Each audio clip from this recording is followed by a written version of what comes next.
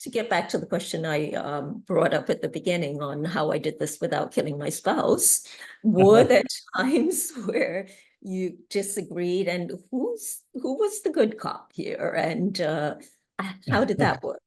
No, I'm the good cop. He's the bad I'm the good cop. I'm the So you're both the good cop, okay? no. no, yeah, I mean, of course, we disagreed on many times, but I think we have very complementary skills, and we use that along the way to make this happen. But it was difficult, especially as we said many times already in Mauritania.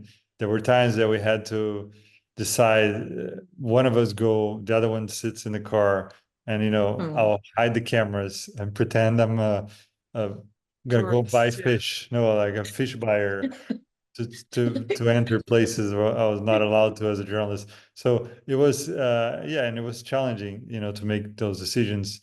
No, or how to approach certain authorities. I have one way of approaching, he has another way of approaching them. I think that's, where we kind of disagree. But in general, I think we also really helped each other through these 2 years, because it was really challenging.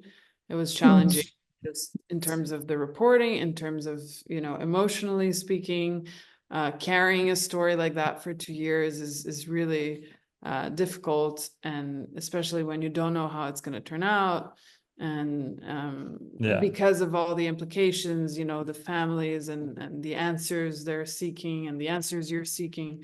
So I think in the end it worked out, that we actually, I think it would be even more challenging. 24 hours, 7 days a week investigation. So it would be even more challenging. We were understanding. I think so.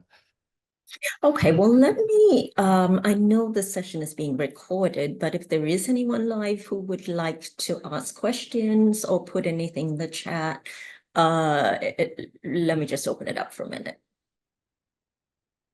Okay, it doesn't look like anyone is sending in questions. They might as people watch the recording, but I'll leave you two to deal with that. So, well, let's tie it up there. Thank you both so much. Oh, well, we do have a question. Did the AP empower you to make those kinds of decisions in the course of the reporting? For example, to at times present yourself not as a journalist?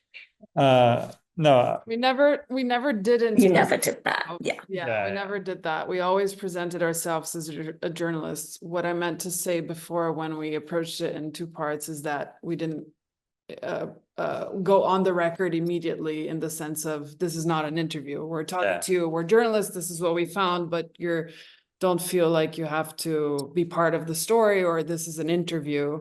We'll come back another day to have that discussion. But have it actually recorded. And I think what I was saying was, more in Mauritania, there were places that they didn't want us to enter, and then I didn't go with the cameras, and I didn't in those places. I didn't present the fish buyer. The fish buyer. Trying to get into the courts. That was discreetly not talking. That was a different situation. It was not that I was not presenting myself as a journalist. It was just that they don't allow they basically don't allow journalists because of a different problem. There is a lot of illegal fishing in Mauritania, so the port highly controlled. That makes sense. But I wanted to go into the port to just because that's where they left. So I entered several times, not as a journalist, but that was not the case of. It was more of a. I really felt like we needed to go in, and that was the way our fixer managed to get us in.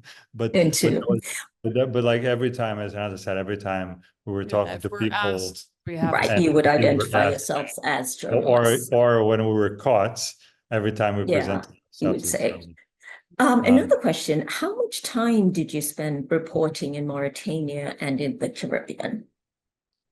Mauritania was 3 weeks. 1 month in Mauritania. 1 month in Mauritania. Because it's such a huge country. Because we travel across the entire country, basically. Yeah, we went from Nouadhibou, which is the north west, all the way to the southeast on the border with Mali. And then a couple of weeks in So Spain, that- of course, in yeah. France and Tobago and And Trinidad and Tobago, I Tobago. think it was like 10 days Yeah. in Trinidad and Tobago. 2 weeks, yeah, 10 around. days, 2 weeks, yeah.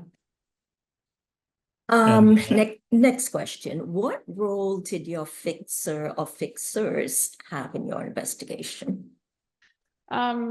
In Mauritania is where Yeah. we had a fixer. We only use a fixer in Mauritania.